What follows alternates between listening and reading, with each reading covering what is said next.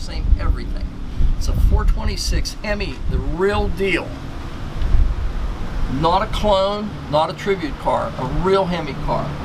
Someone's deepened the pan about 2 inches, so it's going to be an 8 to 10 quart pan. It has the original Hemi skid plate on it, 11 inch by 3 inch front heavy duty brakes on it, heavy duty sway bar, 2.5 inch Hemi exhaust with the correct from the factory H pipe on it that gives it 15 additional horsepower, 727 tranny with the Hemi converter, gives you a little bit more slide.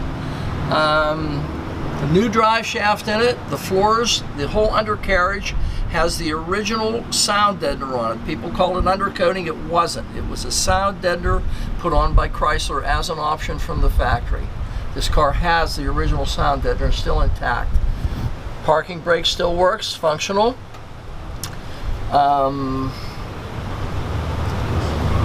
Yeah, there's no issues whatsoever with rust or deterioration anywhere.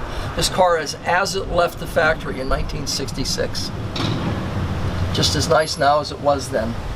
Original factory style Hemi mufflers on it, 8 3/4 inch posi rear end, correct tailpipes on it with the correct drop downs on them, 2.5 by 11 brakes in the rear, new shocks also in the rear, 7 inch spring on the left or right side, it would be passenger side, 6 inch on the driver's side, compensate for the torque. This car is just as nice as it was in 1966 when it left the factory. All original tin on the car. The drop downs are absolutely as they were when they left the factory.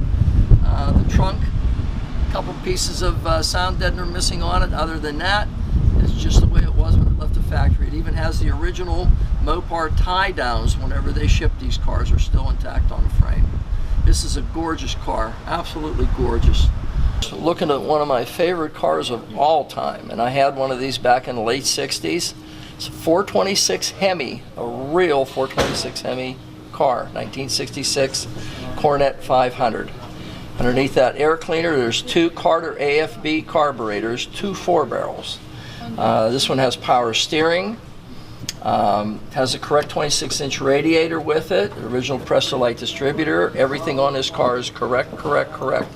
Down to the 66 only starting block on the driver's side fender. They rated this motor at 425 horsepower at 5,000 RPMs. What Chrysler didn't tell you is at anything over 6,000 RPMs, it broke 500 horsepower. So anything over 6 grand, this motor was well into 500 horsepower. Very, very strong running engine, very streetable. Just an absolute blast to drive, and even a better blast to listen to when you're driving it. Makes sounds that make your spine tingle. Fantastic car.